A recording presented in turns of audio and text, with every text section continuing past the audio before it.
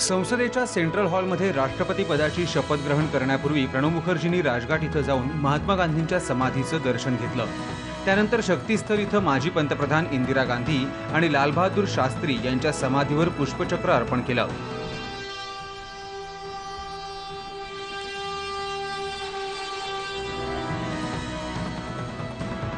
I will devote myself to the service and well-being of the people of India.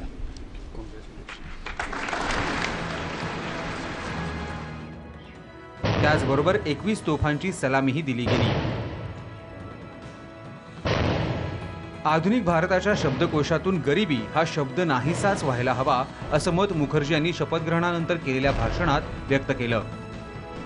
शपथग्रहण समारोहानंतर प्रणव मुखर्जींना त्यांच्या गार्ड्सनी सलामी दिली।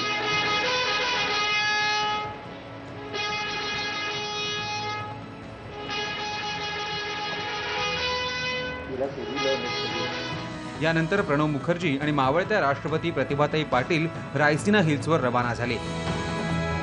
तिथे पुन्हा प्रणवदांना गार्ड ऑफ ऑनर देण्यात आलं।